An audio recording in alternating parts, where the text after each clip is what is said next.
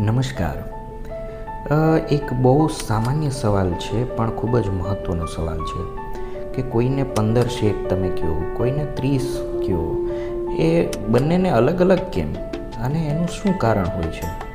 અથવા તો ઘણા પ્રશ્ન એવો પૂછે કે ઓહો 30 શેક આપવા પડશે, થોડાક ઓછા કરો ને, અમારા સગા સહન નહીં કરી શકે કે જીવી નહીં શકે.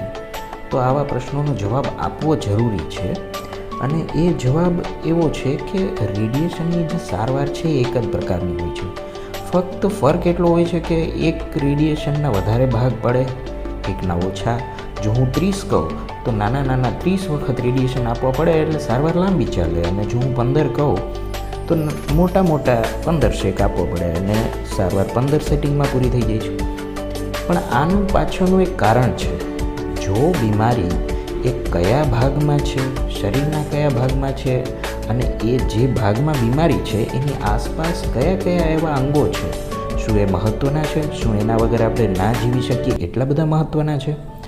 તો જો મહત્ત્વના અંગોની આસપાસ બીમારી હોય તો એમાં સલામતી રાખવી ખૂબ જ જરૂરી હોય છે. એટલે નાના ભાગમાં શેક આપવો ખૂબ જ જરૂરી હોય છે. જેમ કે મગજ, આંખ, કરોડરજ્જુ એવા ઓર્ગન હોય તો એને બચાવવા માટે આપણે નાના ડોઝ આપવા પડે અને 30 કે 35 આપવા પડે. પણ અમુક અંગો એવા હોય છે, અમુક બીમારીઓ એવી હોય છે કે શરીરમાં એની આસપાસ કોઈ એવા મહત્ત્વના અંગો નથી હોતા, ત્યાં હું 15 કે 10 કે કદાચ 20 રેડિયેશનમાં પૂરું કરી શકું છું.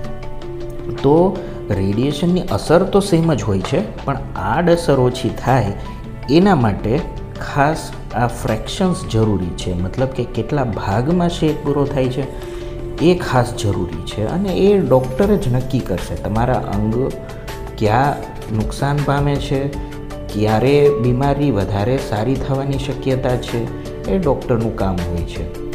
પણ છતાં પણ તમારે કોઈ ચોક્કસ જગ્યામાં બીમારી હોય અને એના વિશે જાણવું હોય તો એની વિશે પણ વાત કરશું. નમસ્કાર.